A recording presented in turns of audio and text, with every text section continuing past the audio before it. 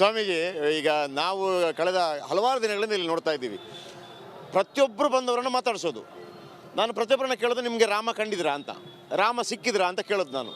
ಅಂದರೆ ನಮ್ಮ ಮನಸ್ಸಿನಲ್ಲಿ ಹೆಂಗೆ ಅಂತಂದರೆ, ನಾವು ಹೋಗಿ ಪೂಜೆ ಮಾಡಿ ತೆಂಗಿನಕಾಯಿ ಹೊಡೆದು ಊದುಬತ್ತಿ ಹಚ್ಚಿದ್ರೆ, ಆರತಿ ಹಚ್ಚಿದ್ರೆ ಮಾತ್ರ ರಾಮನ ಪೂಜೆ ಅಂತ.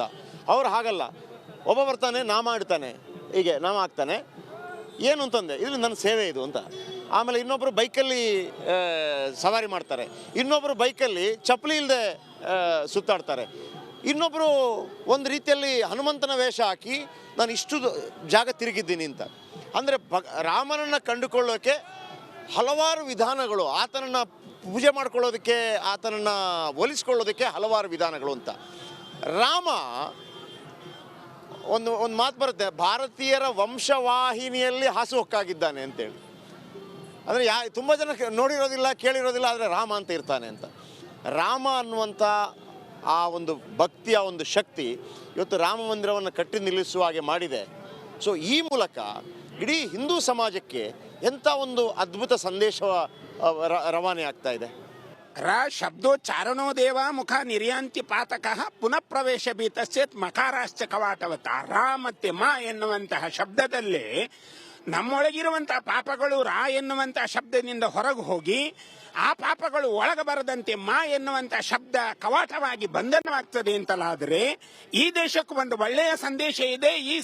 ಈ ಸಂದೇಶ ಇಡೀ ಜಗತ್ತಿಗೆ ಮುಟ್ಟತ್ತೆ. ಏನು ಅಂತ ಕೇಳಿದ್ರೆ, ಈಗಾಗಲೇ ಸನ್ಮಾನ್ಯ ಚಕ್ರವರ್ತಿ ಸೂಲಿಬೆಲೆ ಅವರು ಹೇಳಿದ ಹಾಗೆ ಏಕ ಭಾರತ್ ಶ್ರೇಷ್ಠ ಭಾರತ್ ಅನ್ನುವಂತಹ ಮಾತನ್ನ ಒಬ್ಬ ಆದರ್ಶವಾದಿಯಾಗಿ ಈ ಜಗತ್ತಿನ ಚುಕ್ಕಾಣಿ ಅಂದ್ರೆ ಭಾರತದ ಚುಕ್ಕಾಣಿಯನ್ನು ಹಿಡಿದಂತಹ ಸನ್ಮಾನ್ಯ ಈ ದೇಶದ ಘನವೇತ್ತ ಪ್ರಧಾನಮಂತ್ರಿಗಳಾದ ನರೇಂದ್ರ ಮೋದಿ ಅವರು ಒಂದು ಸಿಯಾಳದ ನೀರಲ್ಲಿ ಇಡೀ ಜೀವನ ಕಳೆಯುತ್ತಾ ಇದ್ದಾರೆ. ಭಾರತ ಬದಲಾಗ್ತಾ ಇದೆಯಲ್ಲ, ಭಾರತ ಬದಲಾಗಿದೆ. ಹಾಗಾಗಿ ರಾಮ ಕೊಟ್ಟಿರುವಂತಹ ಸಂದೇಶ ಇಡೀ ಜಗತ್ತಿಗೆ ಹಿಂದೂ ಧರ್ಮ ಶ್ರೇಷ್ಠವಾಗಿರತಕ್ಕಂಥ ಧರ್ಮ ಎನ್ನುವುದನ್ನ ಭಾರತ ಇವತ್ತು ಜಗತ್ತಿಗೆ ತೋರಿಸಿದೆ. ಆ ಮೆಟ್ಲಲ್ಲಿ ನಾವೆಲ್ಲ ನಿಂತುಕೊಂಡು ನಮ್ಮ ಕಾಯಕವನ್ನು ಮಾಡಬೇಕು ಅಂತ ರಾಮ ನಮಗೆ ಆ ಸಂದೇಶವನ್ನು ಕೊಟ್ಟಿದ್ದಾನೆ.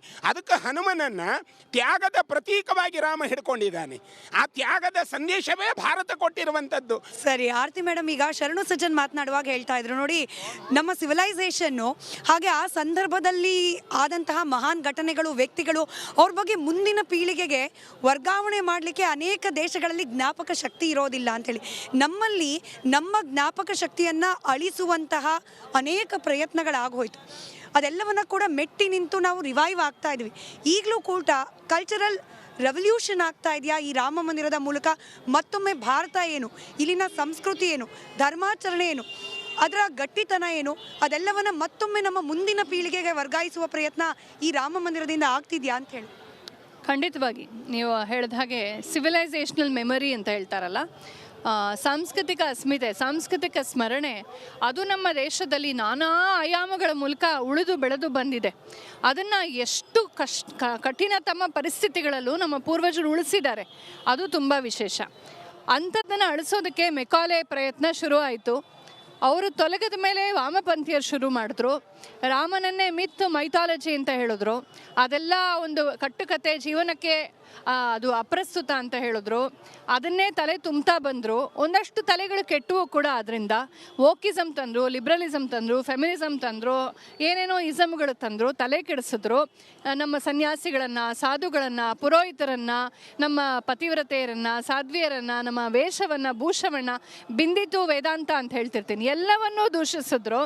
ಪ್ರತಿಯೊಂದೂ ಪುರೋಹಿತಶಾಹಿ, ಇದು ಪುರುಷಶಾಹಿ, ಹಾಗೆ ಹೀಗೆ ಕರೆದು ಸಾಕಷ್ಟು ನ್ಯಾರೇಟಿವ್ಸ್ನ ಕ್ರಿಯೇಟ್ ಮಾಡಿದ್ರು. ಆದರೆ ಇದೆಲ್ಲ ಏನಂತಂದರೆ, ಒಂದು ರಾಮ ಭಕ್ತಿಯ ಸುನಾಮಿಯಲ್ಲಿ ಕೊಚ್ಚಿ ಹೋಗಿದೆ.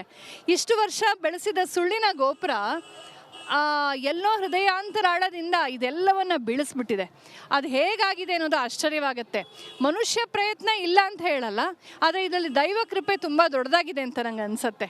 ಮನುಷ್ಯ ಪ್ರಯತ್ನ ಇಷ್ಟಿದೆ, ಆದರೆ ಭಗವತ್ ಕೃಪೆ ಅನ್ನೋದು ಮನುಷ್ಯ ಪ್ರಯತ್ನಕ್ಕೆ ಪುಷ್ಟಿ ಕೊಟ್ಟಿದೆ. ಹಾಗಾಗಿ ನಮ್ಮ ಅಂತರಂಗದಲ್ಲಿ, ಆಗಲೇ ನಾನು ಹೇಳಿದಾಗೆ ಬೂದಿ ಮುಚ್ಚಿದ ಕೆಂಡ, ಅಂತರಂಗದಲ್ಲಿರುವಂಥ ಋಷಿಗಳ ರಕ್ತ ನಮ್ಮ ಧಮನಿಯಲ್ಲಿ ಹರಿತಾ ಇದೆ. ಕೆರೆದ್ರೆ ಆಚೆ ಬರುತ್ತೆ ಅಂತ ವಿವೇಕಾನಂದರು ಹೇಳಿದ ಹಾಗೆ, ಆ ಒಳಗಡೆ ಇರುವಂಥ ಸನಾತನ ಸತ್ವ ನಮ್ಮ DNA, ನಮ್ಮ ವಂಶವಾಹಿನಿಗಳದ್ದು ಈಗ ಅಭಿವ್ಯಂಜನವಾಗ್ತಾ ಇದೆ. ಅದಕ್ಕೆ ಏನು ಹೇಳೋದು ಗೊತ್ತಿಲ್ಲ. ಅಂದರೆ ಸುಳ್ಳು ಯಾವತ್ತೂ ಅದಕ್ಕೊಂದು ಎಕ್ಸ್ಪೈರಿ ಡೇಟ್ ಇರುತ್ತೆ, ಅದೆಷ್ಟೇ ಗಟ್ಟಿಯಾಗಿರಲಿ. ಸತ್ಯ ಅದಕ್ಕೆ ಯಾವ ಗ್ಲಾಮರ್ ಬೇಡ, ಯಾವ ಮಾರ್ಕೆಟಿಂಗ್ ಬೇಡ, ಉಳಿಯತ್ತೆ.